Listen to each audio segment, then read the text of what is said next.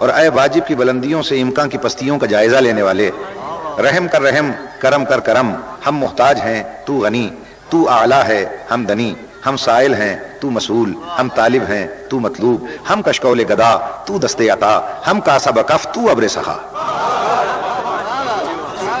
ہمیں بھول نہ جانا، ہم سے رخ موڑ نہ لینا، توحید کے فیض سے ہمارے جام چھلکتے رہیں، تیری نسیم کرم کے قافلے چلتے رہیں، رحمت کے دروازے کھلتے رہیں، دل کے غنچے کھلتے رہیں۔ جس ذرے کو سنو یہی صدا ہے، اور جس ستارے کو سنو یہی التجا ہے۔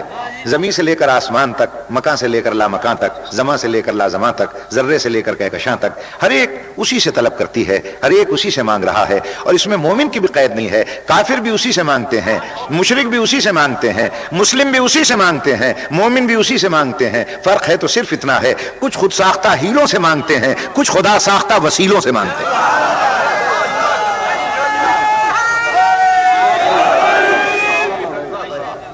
مدعا میں وحدت ہے، وسیلوں میں کثرت ہے۔ مدعا ایک ہے، وسیلے بہت ہیں۔ جس نے اس کا جلوہ جہاں دیکھا وہیں مانگ لیا۔ کسی نے اس کا جلوہ شمس میں دیکھا اس سے مانگا، کسی نے اس کا جلوہ قمر میں دیکھا اس سے مانگا، کسی نے اس کا جلوہ شجر میں دیکھا اس سے مانگا، کسی نے ایوس میں دیکھا اس سے مانگا، کسی نے قیوس میں دیکھا اس سے مانگا، کسی نے مہاتما بدھ کے آبنوسی مجسمے میں دیکھا اس سے مانگا، کسی نے زرد رنگ کی گائے میں دیکھا اس سے مانگا، کسی نے سفید رنگ کے بچڑے میں دیکھا اس سے مانگا، کسی نے شمالی خطوں کے ریچھ میں دیکھا اس سے مانگا، کسی نے گنگا کے جل میں دیکھا اس سے مانگا، کسی نے کچھی کے تھل میں دیکھا اس سے مانگا۔ آواز وہی ہے، لہجے بدل گئے ہیں، منزل وہی ہے، رستے بدل گئے ہیں۔ کسی نے اس کا جلوہ نصرانی کی مریم میں دیکھا اس سے مانگا، کسی نے عیسیٰ کے دم میں دیکھا اس سے مانگا، سائنسدانوں نے اسی کا جلوہ ایٹم میں دیکھا اس سے مانگا۔ وہی آواز ہے، رستے مختلف ہو گئے ہیں۔ کسی نے مندر میں پکارا، کسی نے شوالے میں پکارا، کسی نے حرم میں پکارا، کسی نے دیر میں پکارا، کسی نے جلدی پکارا، کسی نے دیر میں پکارا، کسی نے پیدا ہوتے ہی پکارا، کسی نے 40 سال بعد پکارا۔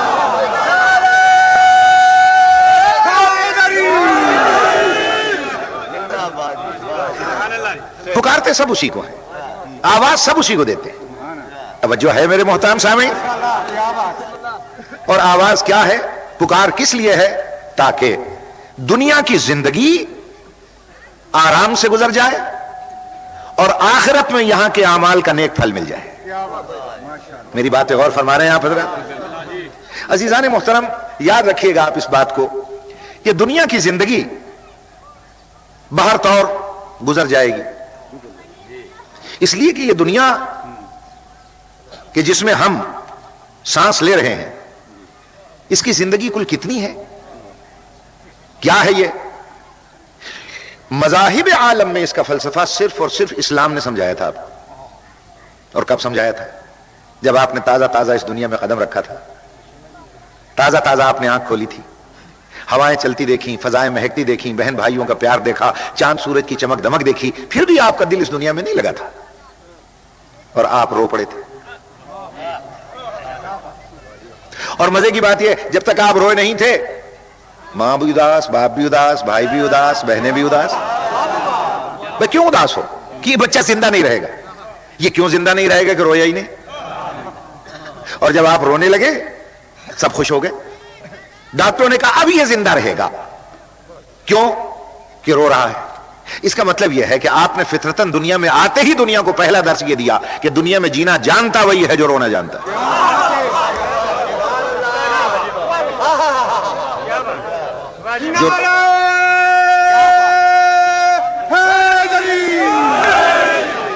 اور جو رونا نہیں جانتا وہ دنیا میں جینا جانتا ہی نہیں۔ بسم اللہ، میری بات پہ غور ہے صاحبان؟ اچھا، اور مزے کی بات یہ ہے کہ اس رونے پر کسی عالم نے، شیعہ، سنی، بریلوی، دیوبندی، اہل حدیث، وہابی، چکڑالوی، کسی نے فتویٰ نہ دیا کہ گناہگار ہے۔ ہر ایک کا اجماع تھا کہ معصوم ہے۔ توجہ ہے دوستو؟ اس کا مطلب ہے آپ نے دنیا کو یہ بھی بتایا کہ رونے سے گناہگاری نہیں، معصومیت ملتی ہے۔ رونا معصومیت نشانی ہے، رونا معصومیت کی دلیل ہے۔ اب ایسا نہ ہو کہ یہ بچے جو سن رہے ہیں یہاں سے اٹھیں اور گھر جا کر اماں کے پاس رونا شروع کر دیں اور کہیں کہ جناب ہمیں مولوی صاحب نے بتایا رونے سے معصومیت ملتی ہے، معصومیت لے رہے ہیں۔ نہیں، سوچ سمجھ کے رویا کرو، موقع اور محل پر رونے سے ذرا مل کے بآواز بلند صلوات پڑھ لیں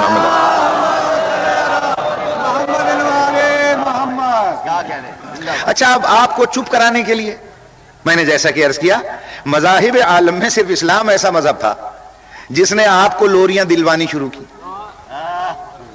ایک لوری ایک کان میں, دوسری دوسرے کان میں. ایک کا نام آزان تھا, ایک کا نام اقامت تھا. توجہ ہے دوست؟ آزان بھی کہی گئی, اقامت بھی کہی گئی. اور پڑھے لکھے مفکرین بیٹھے ہیں میرے سامنے, یہ پہلی آزان اور اقامت ہے جس کے بعد نماز نہیں ہوئی. ورنہ آپ دیکھ لیجئے ہر اقامت کے بعد نماز لازمی ہے. جب آپ نے کہا قد قامت الصلاۃ تو سب نماز کے لیے کھڑے ہو جاتے ہیں, مگر یہ پہلی آزان اور اقامت ہے جس کے بعد نماز ہی نہیں ہے. اور جب ہم اس دنیا سے چلے گئے, جنازہ گاہ میں ہماری میت رکھی تھی, نہ آزان ہوئی نہ اقامت ہوئی, صرف نماز ہوئی. یہ پہلی نماز ہے کہ جہاں نہ آزان ہے نہ اقامت. اور جب پیدا ہوئے وہ پہلی آزان اور اقامت تھی جس کے بعد نماز نہیں ہوئی. اسلام نے اسی فلسفے کو سمجھایا کہ دنیا کی زندگی کیا ہے. ارشاد فرمایا کہ دنیا کی زندگی کو لہو و لعب میں نہ گزار دینا. آزان اور اقامت کہلوا کر آپ کو جھنجھوڑا گیا تھا پہلے دن کہ آج سے اس نماز کی انتظار کرنا جس کی یہ اقامت اور آزان کہی جا رہی ہے. اب کل دنیا کی زندگی کتنی ہے جتنی اقامت کے بعد نماز کی تکبیر کے درمیان وقفہ ہوتا ہے. اسی لیے پیغمبر نے ارشاد فرمایا کہ یاد رکھنا حب علی جواز للجنہ, علی کی محبت جنت میں جانے کا جواز ہے. پھر ارشاد فرمایا فاطمہ سیدۃ نساء اہل الجنہ, میری بیٹی فاطمہ یہ خواتین جنت کی سردار ہے. پھر ارشاد فرمایا الحسن والحسین سیدہ شباب اہل الجنہ, حسن اور حسین سردار ہیں کس کے؟ ہیں نوجوانان جنت کے. میں کہتا ہوں یہیں پر میرا اور آپ کا اختلاف ہوتا ہے میرے عزیزو. عربی تھوڑی بہت نہ پڑھی ہوتی تو میں بھی اسی میں بہہ جاتا. وہاں لفظ ہے اہل الجنہ, اہل جنت کے سردار ہیں. اہل کسے کہتے ہیں؟ میں تقریر کر رہا ہوں, آپ نے ایک اتنی موٹی کتاب دی, آپ نے کہا مولانا میں آپ کو بطور انعام دیتا ہوں آپ اس کتاب کے اہل ہیں. توجہ ہے یہ نہیں ہے؟ گویا پیغمبر نے نشانی بتائی ہے جنت میں جانے کی کہ جو حسنین کو اپنا سردار مانتا ہے وہ جنت کا اہل ہے, اور جو نہیں مانتا وہ اہل جنت ہی نہیں. توجہ ہے دوستو؟ اس لیے کہ جنت جو ہے معاف کیجئے گا وہ انہوں نے خریدی ہے, وہ خریدی.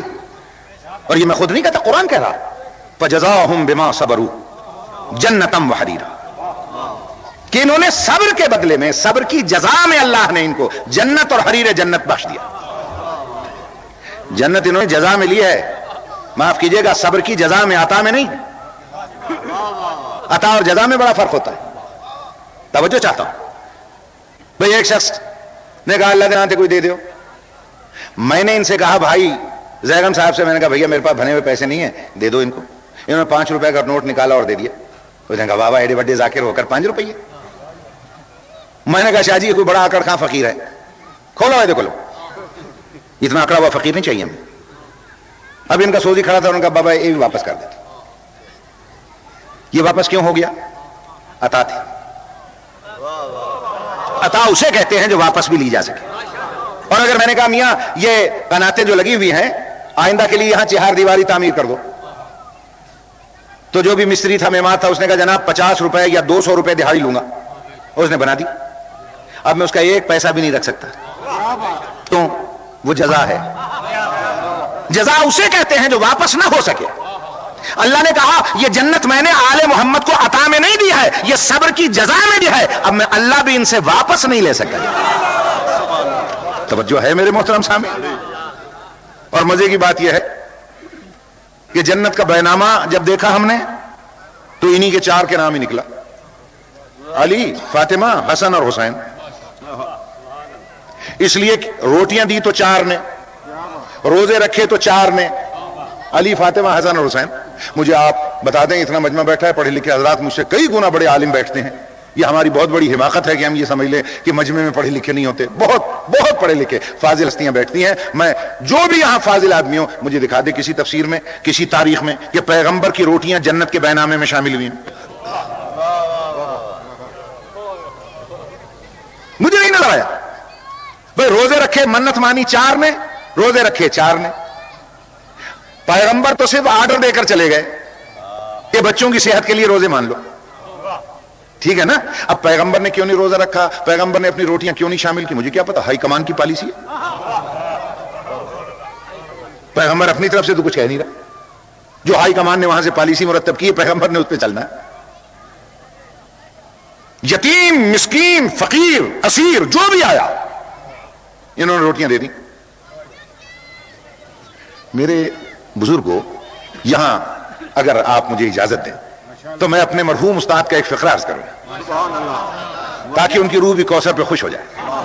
वो कहने लगे कि बेटा 3 दिन के फाके से बच्चों के चेहरे उतर गए, 3 दिन के फाके से हसनैन के चेहरे उतर गए। बेटा ये कैसे हो सकता है, इनकी सूरत उतरे और कुरान की सूरत ना उतरे।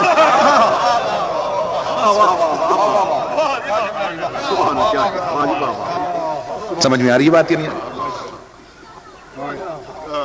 कुरान की सूरत उतरी कि हमने जजा में ये जन्नत इनके हवाले कर दी, सब्र की जजा में दे दी। अब पैगंबर की रोटियां क्यों नहीं शामिल हुई मेरे मोहतरम सामीन, इसके लिए मैं कुछ नहीं कह सकता। मैं चलते चलते आखिर में एक जुमला अर्ज करके और बयान को मैं समेट देता हूं। मैं यहां आ रहा था, यह ज़हन में रखिएगा कि फजाइल जितने हैं सब पंजतनी है।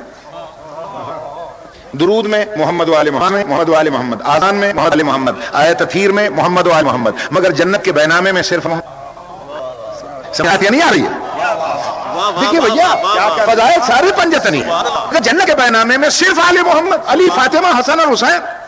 न मोहम्मद रोटियां शामिल क्यों नहीं, मुझे क्या पता। मैं तो तालिब इल्माना तरीके से सोचता हूं। मैं इनके यहाँ भाई ज़ैगम अब्बास के यहाँ गया गुजरात में, रस्ते में मैंने देखा एक बाग आ किन्नू, मीठे मीठे किन्नू जो देखा मैंने कहा मैं किन्नू इसमें से ले लूं। भैया बाग तो अपना ही था मगर बेच दिया है। मैंने कहा खरीदार कौन कौन है, इन्होंने 5 नाम लिए। और मैंने कहा फिक्र नहीं है, इन तो मेरे पास है, वो मेरा वाकिफ है। और वो जो 4 हैं उनका उनसे जरा मेरी अनबन है, तवज्जो है ये नहीं है। अब मैं सोच पड़ गया कि अगर मैं जाकर किन्नू तोड़ता हूं और वो आ गए चारों, वो कहेंगे तेने जुर्रत कितना हुई है साढ़े बाग चांद की। लेकिन आखिर में मौलवी था ना, मेरी एक रग ज्यादा होती है। मैंने कहा वो जो 5वां है ना दोस्त मेरा, उससे तो मेरे ताल्लुकात अच्छे हैं। मैंने खूब किन्नू तोड़े, खाए, जेबें भर ली, थैले भर लिए, इतने में वो चारों आ गए। उन्होंने कहा जब तेरी हमारी बनती नहीं है, तूने हमारे बाग से किन्नू क्यों तोड़े। मैंने कहा जनाब सिर्फ आपका नहीं, वो जो 5वां मेरा दोस्त है ना, ये उसके हिस्से से लिए मैंने। जब हिसाब किताब करना ना तो इतना काट लेना उससे, जब तक वो 5वां भी मेरा मुखालिफ ना हो जाए, ये 4 मेरा कुछ नहीं बिगाड़ सकते। मैंने उसके हिस्से ले लिए। यहीं से मसला मेरी समझ में आया कि मोहम्मद की रोटियां जन्नत के बैनामे में अल्लाह ने क्यों ना शामिल की, कि कहीं क़यामत के दिन ये कहकर मुल्ला जन्नत में घुसने की कोशिश ना करे कि इन 4 से अनबन के बावजूद मैं मोहम्मद के हिस्से से जन्नत में चला जाऊंगा।